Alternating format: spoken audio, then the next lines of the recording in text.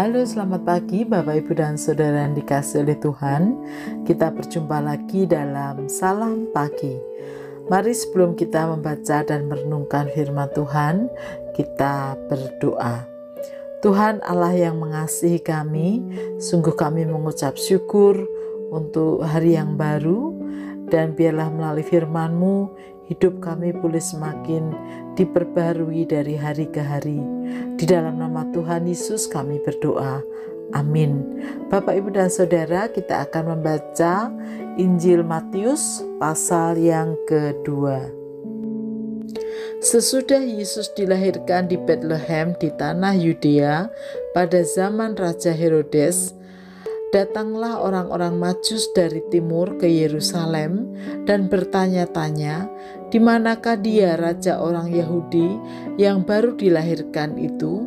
Kami telah melihat bintangnya di timur dan kami datang untuk menyembah dia. Ketika Raja Herodes mendengar hal itu, terkejutlah ia beserta seluruh Yerusalem. Maka dikumpulkannya semua imam kepala dan ahli Taurat bangsa Yahudi, lalu dimintanya keterangan dari mereka di mana Mesias akan dilahirkan. Mereka berkata kepadanya, di Bethlehem di tanah Yudea, karena demikianlah ada tertulis dalam kitab Nabi. Dan engkau Bethlehem, tanah Yehuda, engkau sekali-kali bukanlah yang terkecil di antara mereka yang memerintah Yehuda, karena daripada mula akan bangkit seorang pemimpin yang akan mengembalakan umatku Israel. Lalu dengan diam-diam Herodes memanggil orang-orang Majus itu dan dengan teliti bertanya kepada mereka, bila mana bintang itu nampak. Kemudian ia menyuruh mereka ke Bethlehem, katanya, pergi dan selidikilah dengan seksama hal-hal mengenai anak itu, dan segera sesudah kamu menemukan dia, kabarkanlah kepadaku supaya aku pun datang menyembah dia. Setelah mendengar kata-kata raja itu, berangkatlah mereka, dan lihatlah bintang yang mereka lihat di timur itu mendahului mereka hingga tiba dan berhenti di atas tempat di mana anak itu berada. Ketika mereka melihat bintang itu, sangat bersukacitalah mereka. Maka masuklah mereka ke dalam rumah itu dan melihat anak itu bersama Maria ibunya, lalu sujud menyembah dia. Mereka pun membuka tempat harta bendanya dan mempersembahkan persembahan kepadanya, yaitu emas, kemenyan, dan mur. Dan karena diperingatkan dalam mimpi supaya jangan kembali kepada Herodes, maka pulanglah mereka ke negerinya melalui jalan lain.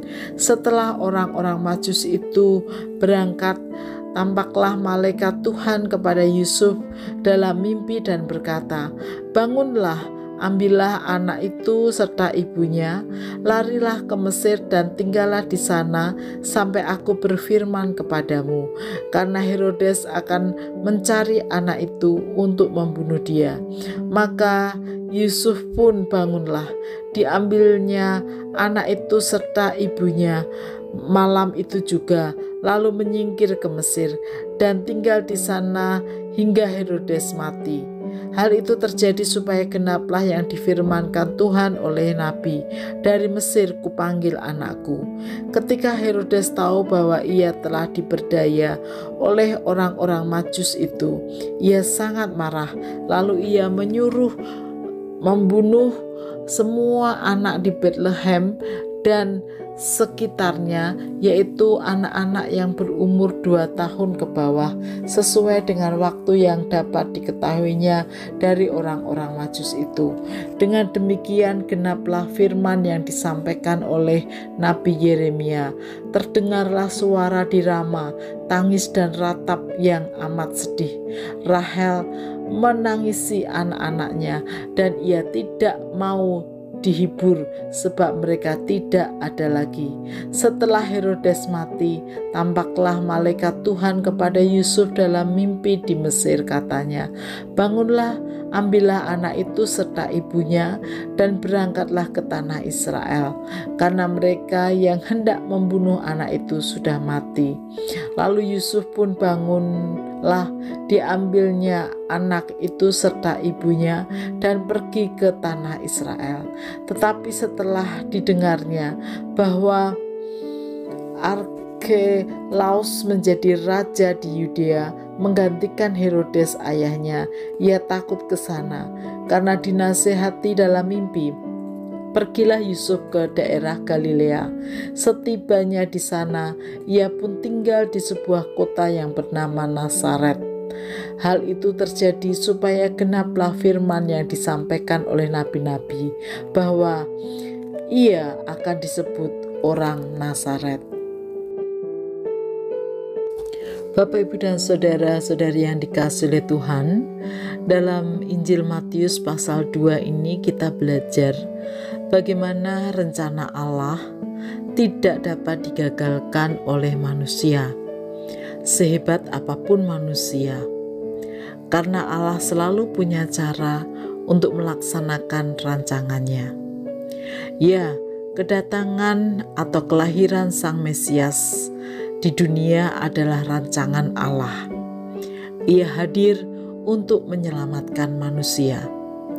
Meskipun kehadirannya di dunia tidak selalu mendapatkan sambutan hangat seperti yang dilakukan oleh orang-orang Majus, namun justru sebaliknya disambut juga oleh Herodes yang memiliki motivasi kebencian, kedengkian.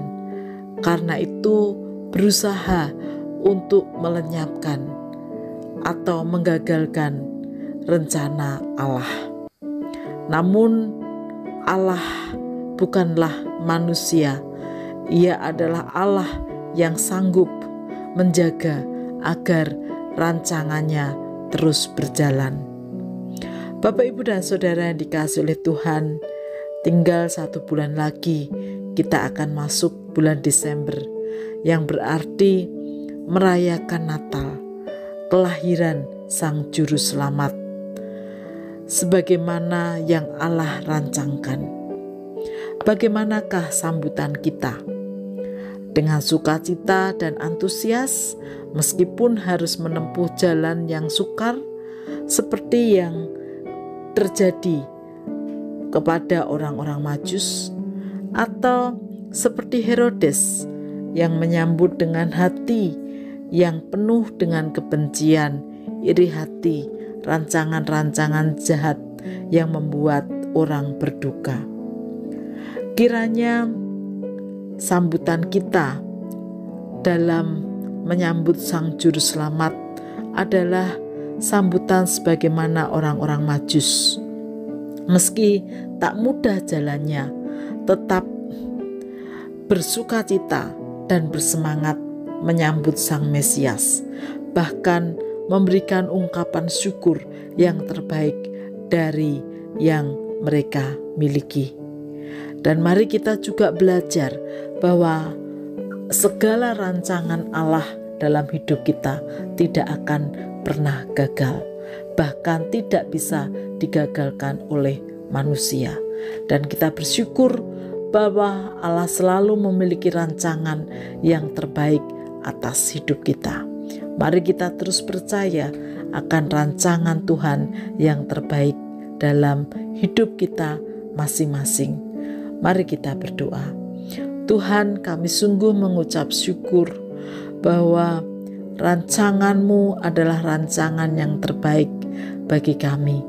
Terima kasih karena kasih-Mu, Engkau hadir bagi kami untuk menyelamatkan kami sebagai umat tebusan-Mu. Biarlah kami boleh menyambut kasih-Mu, anugerah-Mu dengan penuh sukacita dan melakukan yang terbaik dalam hidup kami sebagaimana Tuhan kehendaki. Kami percaya Tuhan sudah memiliki rancangan yang terbaik atas hidup kami masing-masing. Terima kasih Tuhan. Di dalam nama Tuhan Yesus Kami berdoa dan mengucap syukur. Amin.